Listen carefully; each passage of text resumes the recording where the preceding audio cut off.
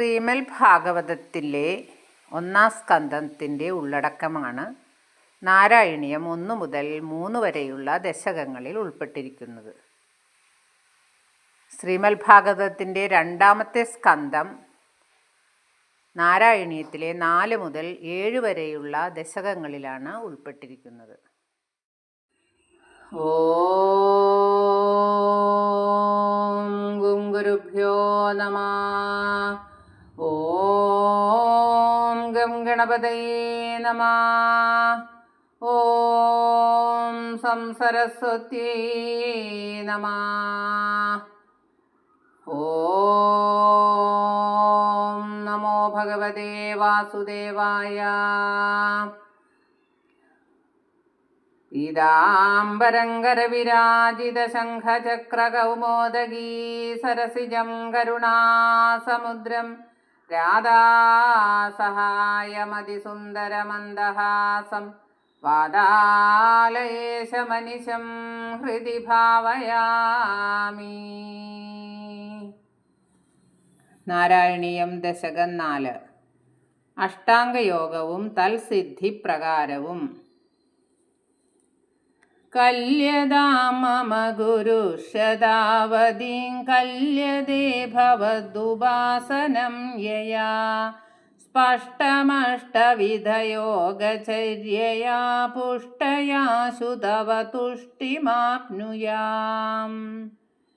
അല്ലയോ ഭഗവാനെ, അങ്ങയെ ഉപാസിക്കാൻ തക്ക ആരോഗ്യവും കരുത്തും എനിക്കുണ്ടാക്കി തന്നാലും ഞാൻ തീർച്ചയായും അങ്ങയെ ഉപാസിക്കാം. പരിപുഷ്ടമായ 8 വിധ യോഗചര്യകളാൽ ഞാൻ വേഗത്തിൽ അങ്ങയുടെ പ്രീതി സമ്പാദിക്കും. ബ്രഹ്മചര്യ ദൃഢതാദിവീര്യമൈരാപ്ലവാദി നിയമൈശ്ച പാവിതാ കുർമഹേ ദൃഢമമീ സുഖാസനം പങ്കജാദ്യമവിവാഭവൽപരാ. ബ്രഹ്മചര്യം, ദൃഢത എന്നു തുടങ്ങിയ യമങ്ങളാലും സ്നാനജപങ്ങൾ മുതലായ ചര്യകളാലും പരിശുദ്ധരാകുന്ന ഞങ്ങൾ അങ്ങയിൽ ഉറച്ച ആസക്തിയോടുകൂടി പത്മാസനം മുതലായ ആസനങ്ങൾ ബന്ധിച്ച് സ്ഥിരമായി അങ്ങയെ ധ്യാനിക്കാം. താരമന്തരനുചിന്യ സന്തതം പ്രാണവായുമഭിയമ്യ നിർമ്മലാ ഇന്ദ്രിയാണി വിഷയാദദപഹൃത്യാസ്മഹേ ഭവദുപാസനോന്മുഖാ. അന്തരംഗത്തിൽ സദാ പ്രണവമന്ത്രം വിഭാവനം ചെയ്തും ജീവവായുവിനെ പോലും അടക്കിയും നിർമ്മല ചിത്തരായതിനു ശേഷം ഞങ്ങൾ സകല ഇന്ദ്രിയങ്ങളെയും അവയുടെ വ്യാപാരങ്ങളിൽ നിന്ന് നിവർത്തിപ്പിച്ച് അങ്ങയുടെ ഉപാസനയിൽ മാത്രം ആസക്തരായി സ്ഥിതി ചെയ്യാം.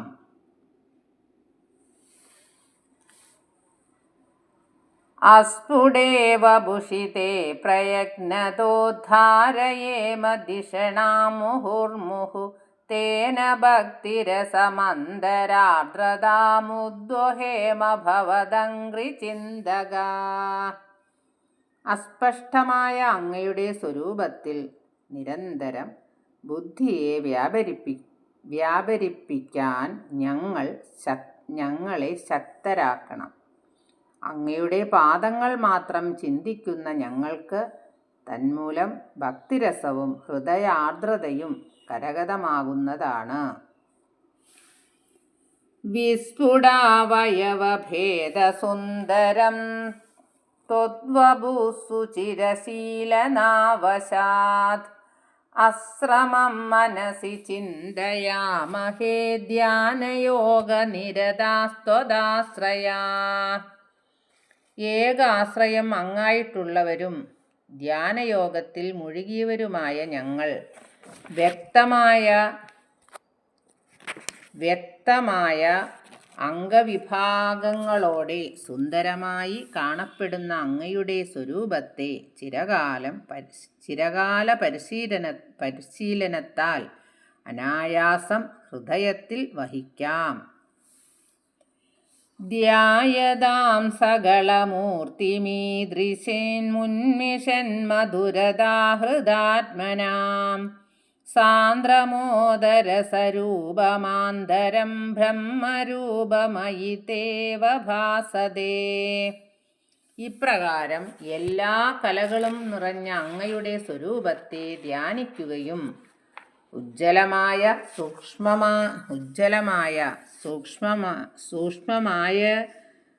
സൂക്ഷ്മമായാൽ ഹരിക്കപ്പെട്ട ആത്മാവോടെ സ്ഥിതി ചെയ്യുകയും ചെയ്യുന്നവർക്ക് അങ്ങയുടെ ആനന്ദനിർഭര സ്വരൂപമായ യഥാർത്ഥ ബ്രഹ്മം അനുഭവവേദ്യമാകുന്നു. തത്സമാസ്വദനരൂപിണീം സ്ഥിതിം ത്വൽസമാധിമയി വിശ്വനായക ആശ്രിത പുനരത പരിച്യുതാ വാരമേ മഹി ച ധാരണാധികം. ഹേ ലോകനാഥ, ആ സ്വരൂപ ആസ്വാദനപരരായി അങ്ങയിലുള്ള സമാധിയെ ആശ്രയിക്കുന്ന ഞങ്ങൾ വീണ്ടും അതിൽ നിന്നിളക്കമുണ്ടാക്കുമ്പോൾ ധാരണ മുതലായ മറ്റു യോഗങ്ങളെ അനുഷ്ഠിക്കാം. യുദ്ധമഭ്യസന നിർഭരോല്ലസൽ ത്വൽപരാത്മസുഖകൽപിതോത്സവാ മുക്തഭക്തകുലമൗലിതാം ഗദാ സഞ്ചരേമ ശുഗനാരദാദിവത്. ഇപ്രകാരം അഭ്യാസസിദ്ധിയാൽ ലഭ്യമാകുന്ന അങ്ങയുടെ കാന്തിമത്തായ പരബ്രഹ്മസ്വരൂപം കണ്ട് സുഖത്തിൻ്റെ ഭാവനാനിർമ്മിതമായ മേളയിലെത്തുന്ന ഞങ്ങൾ മൺമറഞ്ഞ ഭക്തകുലത്തിൻ്റെ മൗലിഭൂഷണമായിട്ട് ശുഗൻ, നാരദൻ എന്നീ മഹർഷിമാർക്കൊപ്പം സഞ്ചരിക്കുമാറാകണം. ത്വൽസമാധിവിജയേ തു യഃ പുനർമങ്ക്ഷുമോക്ഷരസിക ക്രമേണ വാ യോഗവശ്യമനിലം ക്ഷടാശ്രയൈരുന്നയത്യജ സുഷുമ്നയാശനൈഃ. ജനിമൃതിവിഹീനനായ ഭഗവാനെ, അങ്ങയിലുള്ള സമാധി വിജയിച്ച ഒരാൾ അപ്പോൾ തന്നെയോ അഥവാ ക്രമേണയോ മോക്ഷാസക്തനായി തീർന്നാൽ അവൻ യോഗസിദ്ധിയിൽ തനിക്ക് സ്വാധീനമായ ജീവവായുവെ 6 സ്ഥാനങ്ങളിൽ കൂടി മെല്ലെ സുഷുപ്നാനാഡിയിലൂടെ മേൽപോട്ടുയർത്തുന്നു. ലിംഗദേഹമഭിസന്ധ്യജന്നതോ ലീയതേ ത്വയി പരേ നിരാഗ്രഹ ഊർധ്വലോകകുതുകീതുമൂർധതാ സാർത്ഥമേവ കരണൈർനിരീയതേ. മറ്റു യാതൊന്നിലും ഇച്ഛയില്ലാത്ത അവൻ പിന്നീട് ശരീരത്തെയും ത്യജിച്ചുകൊണ്ട് പരമപുരുഷനായ അങ്ങയിൽ ലയിച്ചു ചേരുന്നു. മുകളിലെ ലോകങ്ങളിൽ ജീവിക്കാൻ ആഗ്രഹമുള്ളവൻ ചിത്തം, ശരീരേന്ദ്രിയങ്ങൾ എന്നീ കാരണങ്ങളോടുകൂടി മൂർധാവിലൂടെ ബഹിർഗമിക്കുന്നു. അഗ്നിവാസലവളക്ഷപക്ഷകൈരുത്തരായണജുഷാ ച ദൈവതൈഃ പ്രാപിതോ രവിപദം ഭവൽപരോ മോദവാൻ ധ്രുവപദാന്തമീയതേ. അങ്ങയിൽ ആസക്തിയുള്ളവൻ അഗ്നി, ദിവസം, വെളുത്ത പക്ഷം, ഉത്തരായണകാലം എന്നിവയുടെ അധിപന്മാരായ ദേവന്മാരുടെ സഹായത്തോടെ സൂര്യലോകം പ്രാപിക്കുകയും ദേവഭോഗങ്ങൾ ആസ്വദിച്ച് മതിവരുമ്പോൾ ധ്രുവലോകം പ്രാപിക്കുകയും ചെയ്യുന്നു. ആസ്ഥിതോധമഹരാലയേ യഥാ ശേഷവക്ത്രദഹനോഷ്മണാർദ്യതേ ഈയതേ ഭവതുപാശ്രയസ്തദാ വേദസ പദമദപുരൈവ വാ. അനന്തരം കുറേ കാലം മഹർലോകത്തിലിരിക്കുന്ന അങ്ങയുടെ സേവകൻ അനന്തൻ്റെ മുഖത്തുനിന്നുണ്ടാകുന്ന അഗ്നിയുടെ ഊഷ്മാവിനാൽ ക്ലേശിക്കുമ്പോഴോ അതിനു മുമ്പോ ബ്രഹ്മലോകം പ്രാപിക്കുന്നു. തത്ര വാ തവ പദേതവാ വസൻ പ്രാകൃത പ്രളയേതി മുക്തദാം സ്വേച്ഛയാ ഖലു പുരാ വിമുച്യതേ സംവിഭിദ്ധ്യ ജഗദണ്ഡമോജസാ. അവൻ ബ്രഹ്മലോകത്തിലോ വൈകുണ്ഠത്തിലോ വസിക്കുകയും കൽപ്പാന്തകാലം വരുമ്പോൾ സായുജ്യം നേടുകയും ചെയ്യുന്നു. ചിലർ അതിനു കാത്തിരിക്കാതെ സ്വേച്ഛ പോലെ സ്വശക്തിയാൽ ബ്രഹ്മാണ്ഡത്തെ പിളരുകയും ബ്രഹ്മത്തിൽ ലയിക്കുകയും ചെയ്യുന്നു. തസ്യ ചക്ഷിതിപയോ മഹോ നിലദ്യോ മഹൽ പ്രകൃതി സപ്തഗാവൃതി തത്തദാത്മകതയാ വിശൻ സുഖീയാദിതേ പദമനാവൃതം വിഭോ.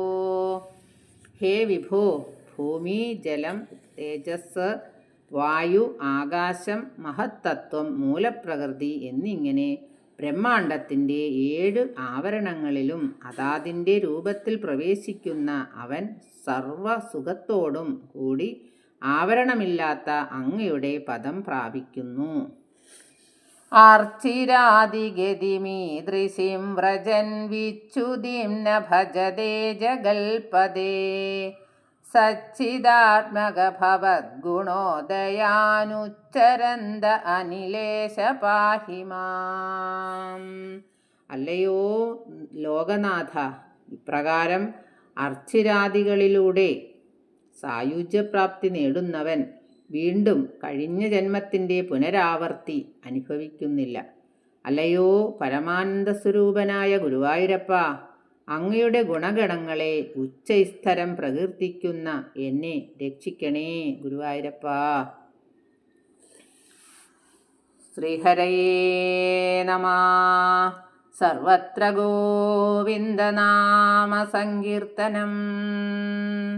ഗോവിന്ദ ഗോവിന്ദ.